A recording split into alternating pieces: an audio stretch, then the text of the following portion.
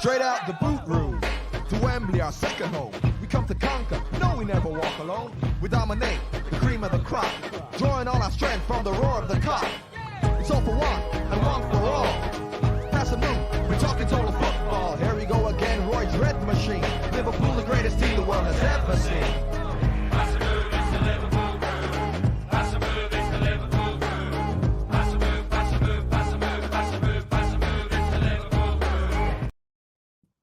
Hello and welcome back to the Liverpool Groove. Big game coming up at the weekend. First home game under Arne Slot, facing Brentford on Sunday, 4:30 kickoff. To discuss that today, I am joined by Mike from the Ealing Road Podcast. Mike, thanks very much for joining me. No worries, mate. Good to be here. Yeah, excellent. So we'll start with yourselves. Obviously, opening game, you played Palace. Very good 2-1 victory, must say. You're happy with the performance overall? Yeah. No, it was a weird one going into the season just because we hadn't made as many signings as we probably should have. We're still a bit short in the fullback department. We brought in Fabio Carvalho from yourselves, but in terms of the starting 11 on Sunday, it was largely the same as what it was last year. So we didn't really know what to expect, especially because there was quite a bit of hype around Palace this season. I know they lost Michael Elise, but they still have Eze. When we played them, they had Anderson and Gay's still there as well. So there's definitely a good spine in that team. And obviously Mateta over the last kind of 13 games of last season turned into like Ronaldo.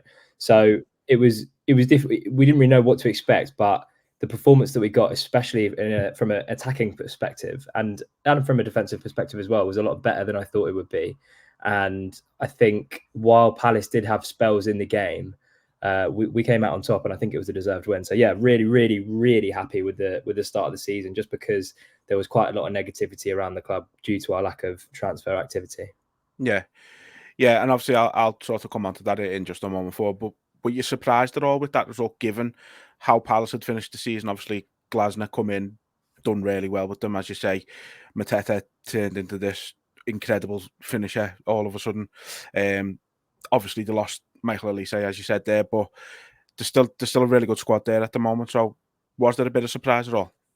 Yeah, there was. I didn't realise the impact that losing Elise would have. I think you'd probably have to speak to a Palace fan to really understand how good he was. But having listened to a podcast earlier that had a Palace fan on it, just out of chance, he was saying that Michael Elise is a world beater, and the fact that he's gone to Bayern Munich for that amount of money, that kind of just shows that they definitely didn't have the kind of synchrony that we saw last season under Glasner when he came in, and all of it kind of relied on Eze a bit. And there was a bit of question. There was some question marks around the goal that was disallowed. I would be absolutely livid if that was given against Brentford.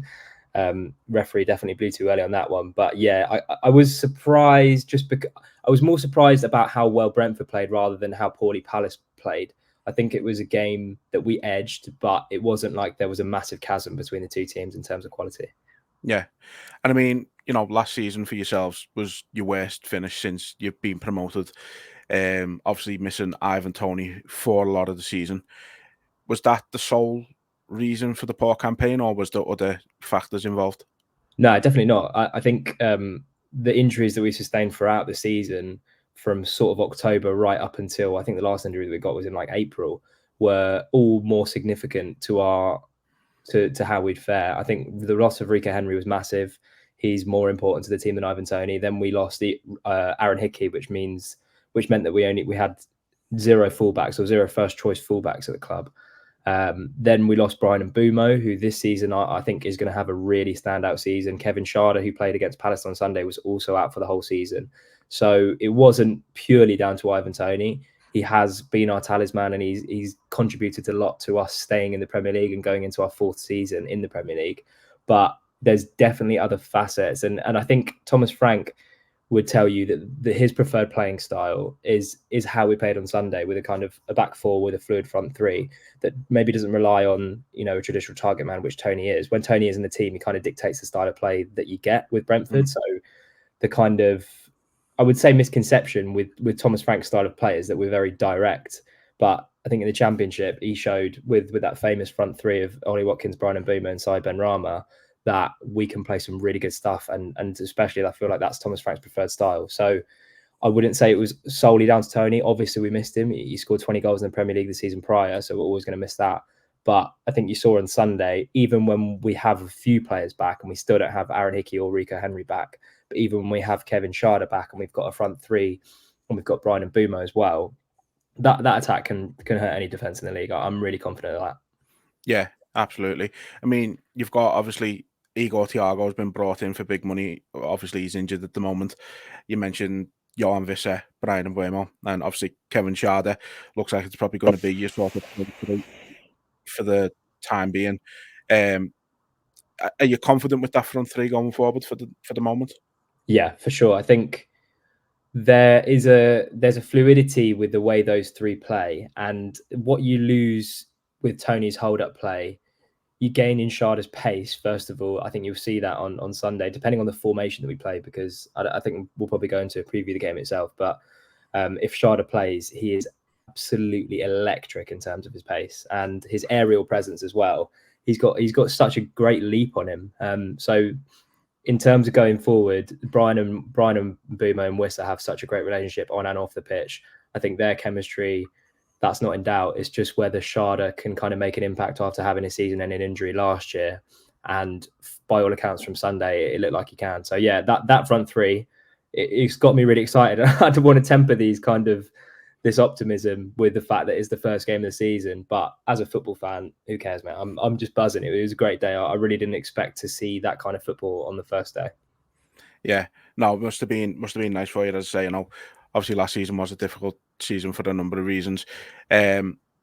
Just speaking of Ivan Toney, obviously, I feel like since he's come back from a suspension, he's kind of been talking a lot about leaving the club, and it seems a bit, from an outsider looking in, at least anyway, it seems disrespectful to Brentford. You know, you've stuck by him during the suspension, and every other word out of his mouth is if Brentford want to sell me, or if a bid comes in, and it just seems disrespectful in my eyes. But what's that being like for you know, yourselves, hearing them words coming out of his mouth all the time?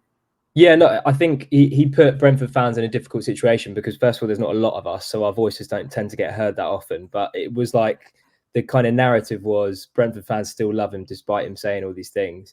I don't have any problem with players having ambition, and Ivan Toney, he has every right to have ambition, because I've seen him over 3 seasons. The guy would score 20 goals at any club in the world. Genuinely, he's that good. But yeah, the interviews, they definitely kind of, as they came, as many that he did. I think there must have been like 4 in that period when he was about to come back. It pissed a lot of us off. It really, really did. And especially once the performances started to kind of dry out as well. I think he got 4 in his first 5 and then didn't score again until, well, he still hasn't scored since that last goal. But yeah, I can't, just to dispel any rumours that Brentford fans like adore Ivan Toney despite what he said. We're very much like Ivan Toney the player, Ivan Toney the person. I can't wait to see the back of him. The fact that he's like gone on the way he has, and he's, you know, saying I'll move to Madrid, or he's kind of saying that I like the way Arsenal play or Liverpool play, putting himself in the shop window. The fact that it's not worked out for him and Brentford still might get a very sizable amount of money, you know, it's a win-win in our situation. We need to go into like the next era of Brentford without Ivan Toney, and Sunday was a great first instalment of that, if that's what's to come for the rest of the season. Yeah, absolutely. Before we do get onto the game, one player you did touch on, obviously signed Fabio Carvalho from ourselves.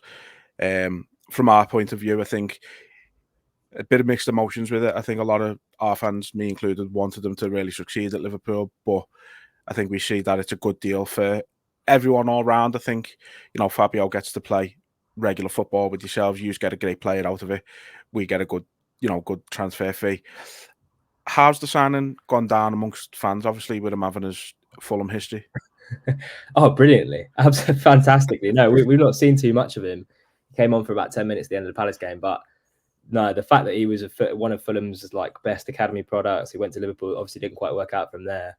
No, it's gone down an absolute treat. We love the fact that we've taken one of Fulham's players, and yeah, I want to see more of him. The thing is, because I watched a load of clips from him when he was playing at Hull, and I know Hull fans really raved about him when he was kind of playing either as a 10 or a false 9 or a centre forward. And they said that he's clinical in and around the box. He's very composed on the ball. The one thing that I do worry about maybe is his physicality a little bit. But I think that's never really been a problem for Brentford players in particular. We've had kind of nimble players before, and they've always managed to succeed. An early comparison that one of my mates drew was that of Said Benrahma when he used to play for us. Quite nimble, very agile, not a lot of pace, but kind of very tidy with the ball, very technical footballer. So yeah, not seen too much of him yet. I can't say that I've watched a ton of clips from him just because there's not been that much material, but I watched as much as I could of him in a Hull City shirt, and he looked the business. So yeah, and obviously the Fulham element gives it an added bonus. So yeah. No, I mean he done very well on loan at Hull last season.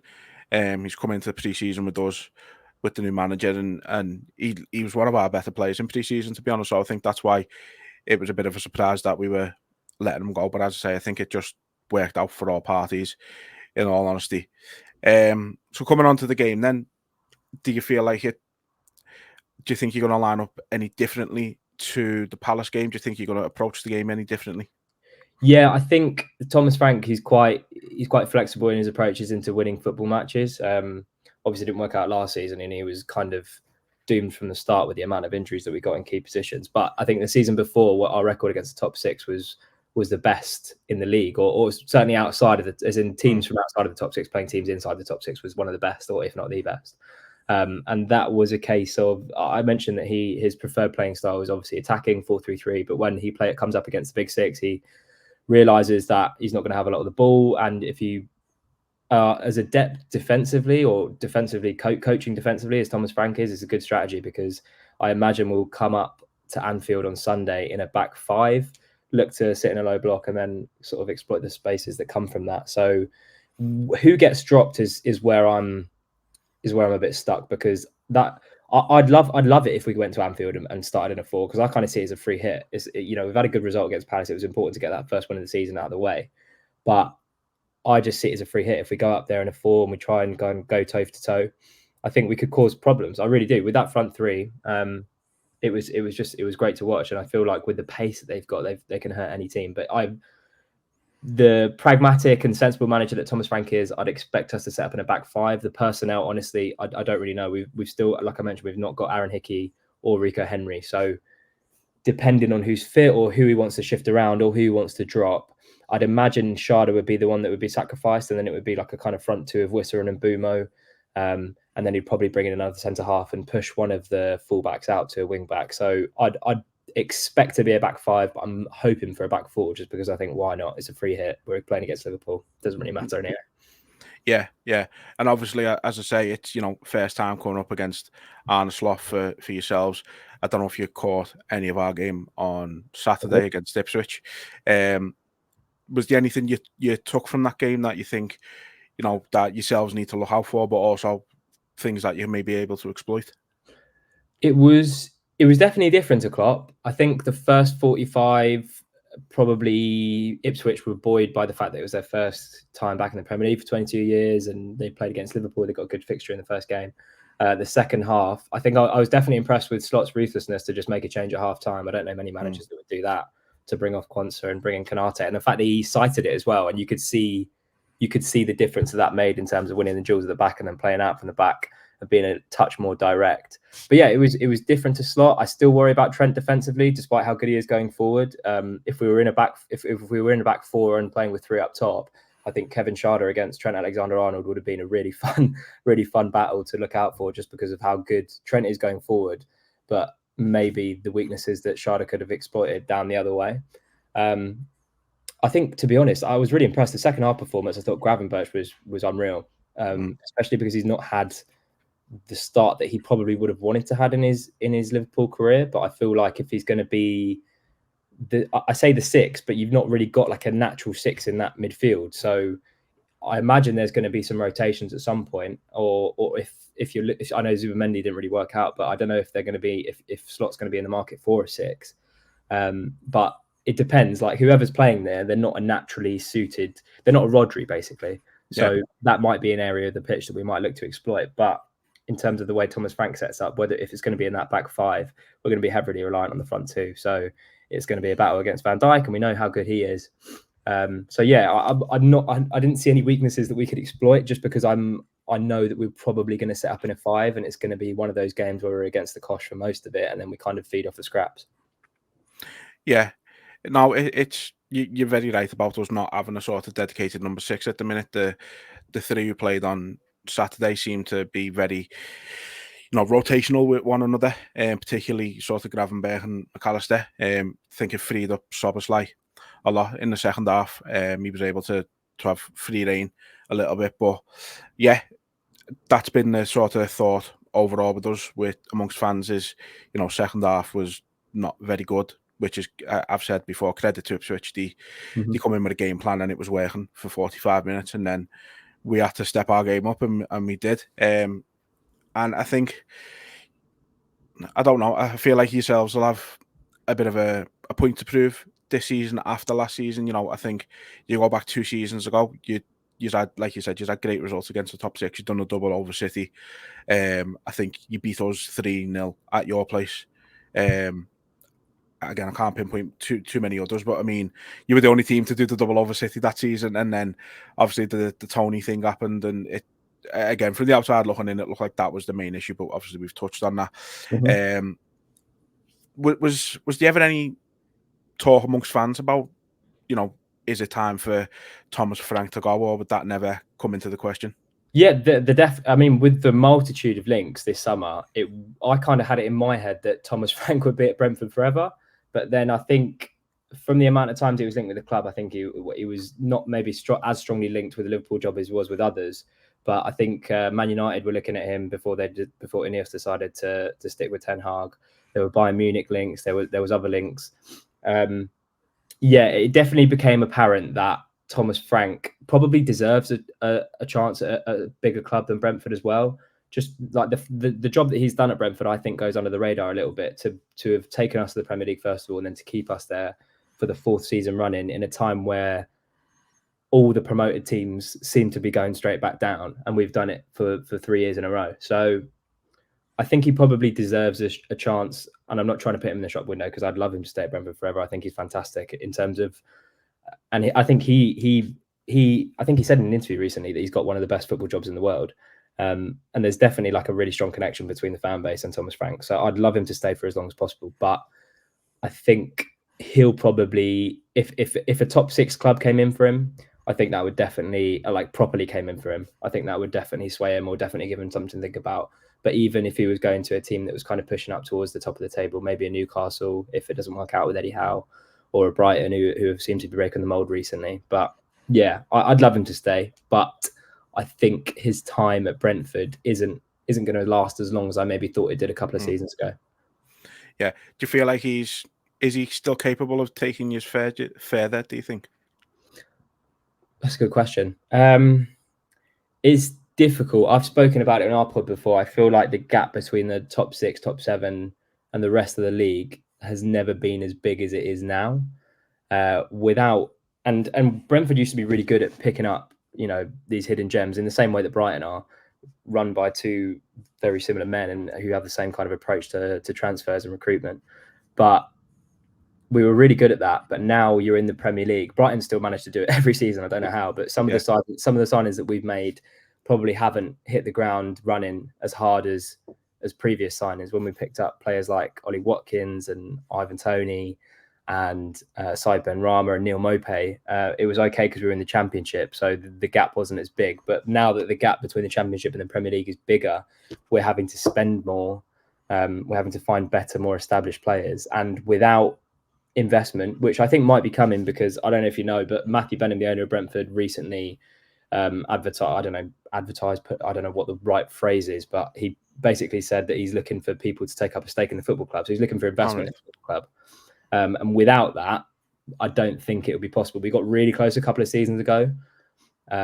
And credit to Thomas Frank for kind of going all the way. I think we were still in the race for Europe on the last day, and then he missed out by 2 points. We needed like a 2-result swing, something like that. We needed Villa and Spurs to lose or something like that. I think that could be the closest we get without some reinforcements financially, which it pains me to say that, because now we're a Premier League side. You want more, but you realise it's not realistic. So you're kind of stuck in that mid-table mediocrity kind of place that you don't really want to be in. Because I'm still loving it, because the Premier League is still quite novel for me as a fan, going to Anfield and going to City or any of these top 6 clubs, it's still not worn off yet, just because of where I've been before. But yeah, no, maybe that's his ceiling. And if that is his ceiling, he has every right to go somewhere else and see if he can do any better. Yeah. So would you say Europe is probably still a little bit out of reach? Listen, I'm optimistic, mate. After Sunday, you should have heard me on our pod on Monday night, because I was just raving about Brentford. Especially when we get Aaron Hickey and Rico Henry back. It's not a dissimilar squad from the one that finished 9th a couple of seasons ago, and we played better football as well without Toney. So I'm really optimistic, but I'm an idiot, so don't listen to me. Sound like me. Every season I say in my head we're going to win the league, and then exactly, yeah. The disappointment when we don't is worse. Then I've got to stop telling myself it, but I can't do it. It's just just in my nature, you know what I mean? So if you do line up with a back 5 as you think you are going to, who would you say would be your main danger men in that system? Would it be you've Wisser and your Mbeumo? Yeah. Would you say?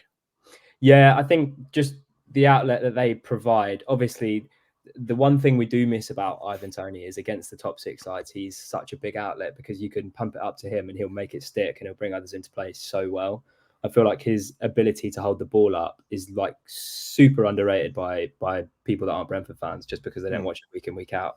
But in terms of like his technical ability under pressure, it was crazy. And we would go. The reason we went to Man City and 1-2-1 was a lot of it was down to Toney. It's just against the teams outside the top 6 that I think maybe playing with a fluid front 3 in the way that we did against Palace on Sunday, that's a better style of football. But yeah, it's going to be difficult because Wisser's hold-up play isn't as great. Brian and Mbeumo is a big threat. I think whenever we've played Liverpool at Anfield, Brian and Mbeumo has always had a good game, or had some chances at least. I think he had one ruled out. I can't remember what season it was, though. I think he's like skipped past Van Dijk and maybe buried it, but it was offside. So yeah, Brian's always a threat, and Wisser as well. Those two will be the ones to watch for sure in terms of going forward. Yeah, to be honest, I mean, it's always a difficult game for us. I mean, I know we've done a double over years last season, but since you've been promoted, we've not had it easy against you. I think our first visit to your ground ended 3-3. I think it was. Yeah. Curtis Jones got a late equaliser, if I remember right. And then obviously I mentioned before, you beat us 3-0 a couple of seasons ago. Wiped the floor with us, if I remember. So it's a difficult game. I think, I hope last season was just an off season for you, because I really like Brentford. I've enjoyed seeing them in the Premier League. I think Thomas Frank has done a fantastic job. I think very much agree with you. It's a very underrated job he's done there. I think when you've come up, if you would have said to a lot of your fans, we'll still be in the Premier League 4 years later, I don't think many of you would have believed them. But I don't know. There was something about when you've come up in that first ever game, Friday night against Arsenal, and you've got the win. There was just something about you at that point, you know what I mean? I think everybody just kind of resonated to you a little bit at that point, and I think a lot of teams, maybe barring Fulham, would like to see you stay up. So it's always a difficult game. It's but one you look forward to. Yeah, 100%. Couldn't agree more, mate. I think when we came up, I thought we'd stay up in the first season, but going into our fourth is a monumental job done by Thomas Frank and the staff at Brentford. It's crazy. I love it. Yeah, and as you said before, it's not happening that often anymore, is it? You look at last season, 3 promoted teams straight back down, and I think this season the 3 promoted teams are probably the 3 favourites to go back down again. It's like, so it's a difficult time to be a promoted team. So the fact you have been able to do what you've done deserves a lot of praise. What are your hopes overall for the season, if you were being realistic rather than optimistic? If I was being realistic, I'd say mid-table finish. I think, barring no injuries, a mid-table finish. I think I said that last season before they all just started to come in the worst positions. Just to be kind of, it's like having like one of your arms chopped off. Both your arms chopped off, because it was both fullbacks and both first choice fullbacks, and they're both incredibly important to the way that we play. Yeah. So if I'm being realistic, if they're fit for the whole season, definitely mid-table / top 10. Yeah. If we get injuries and things happen that are out of our control, then it might start to look a bit morbid for us again. and we'll be looking over our shoulder, in which case I think we'll both hope for some more Everton points deductions. Yeah, absolutely. Always hope for more of them. Just need cities to come into play sooner rather than later as well. Yeah. Before we wrap up then, one thing I did want to ask, because it's not something we really get as Liverpool fans, is obviously Klopp left at the end of last season. He hit us with that bombshell in January. As a neutral, are you going to miss Jurgen Klopp in the Premier League? Wrong person to ask, because I wasn't. I appreciate the job that he's done, and you know, the relationship that he has with the fans and with the city, and the kind of icon / deity that he became in Liverpool. But there were just little things that pissed me off about Jurgen Klopp just a little bit. The moaning about the 12:30 kickoffs. Yeah. And I think sometimes I'm a journalist, so I work in the industry, and I feel like sometimes he was quite rude to the people that were interviewing him post matches. So maybe that's just me being petty. But I massively appreciate the job that he did in the Premier League, and he's going to go down. He's the one thing that sticks out for me about Jurgen Klopp is he's the only manager in the Pep Guardiola era of the Premier League that has gone toe to toe with Pep, and he definitely has the best record against him in terms of matches played against him in the Prem. So I feel like that's testament to the level of manager we're talking about. And the trophy haul, I think the one thing that he might regret is not winning as many Premier Leagues, but you're doing it in a time of City and of Pep. So it is, you know, you've got to take it with a pinch of salt. The one that he won, you'd probably cherish forever, because, you know, they're going for their 5th in a row now, which is just it's just insane. We all rant about, you know, the competitiveness of the Premier League, and it is competitive, but the fact that they're going for their 5th and it looks pretty inevitable again this season, I don't know. But yeah, you're probably asking the wrong man in terms of Klopp. I wasn't his biggest fan, but I know I appreciate what he's done for Liverpool and the city and everything.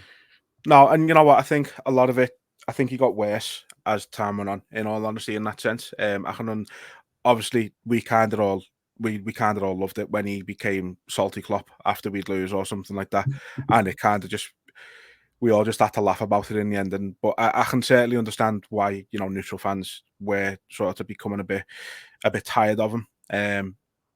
Yeah, and obviously, like, you know, as you say, the things with journalists wasn't always his best. If he thought the question wasn't great, he made no secret about telling them or anything like that. So it's understandable. But no, it's, you know, we're not gonna look back and remember him for his trophies or anything like that. It's just what he brought to the club. He brought stability. He sort of brought us back to where we feel like we sort of belong. Yeah, but no, I just thought to ask. I'd say we don't really.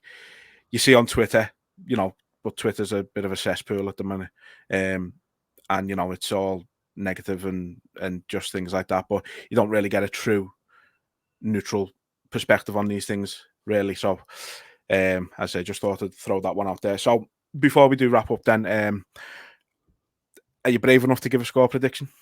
Yeah, I'll give a score prediction. I reckon it's always an entertaining game when Liverpool and Brentford play. Granted, this is the Arne Slot era, so it might be a touch different. I think we'll have chances in the game. I do think we'll have chances, but I do think Liverpool will probably come away with the win. I'm going to go 3-1 Liverpool, but I don't think it will be clear cut. I think we'll give a good game. Yeah, no, I think that's probably a fair assessment. I think, like you said, it's always an entertaining game when we play each other. You've got danger men. And Mbuemo always seems to have a good game against us. Wiss is dangerous. And I think overall, I've just got a pretty solid team, to be honest. I think it's written in the stars that Carvalho comes off the bench and scores or does something against us. He's gonna turn into prime Ronaldinho for 25 minutes if he comes off the bench or something like that. It's written in the stars. But now I'm looking forward to it. I say it's always a good game against Brentford. And it's just nice having the football back, really, isn't it? Oh, mate, love it. Absolutely love it. Especially like after the Euros. Didn't feel like it was coming very soon, but then now it's here and it's something to look forward to every single week. And I can't wait for Sunday. It's going to be brilliant. Yeah, couldn't agree more. Well, Mike, rather, thank you very much for joining me. I apologise. It's been a long day. Yeah, no, thank you very much for joining me. Really do appreciate you taking the time out. Looking forward to a good game on Sunday. Hopefully it doesn't pan out too well for yourselves. But best of luck for the rest of the season. I really hope you do well. Nice one, mate. You too. Yeah, take it easy.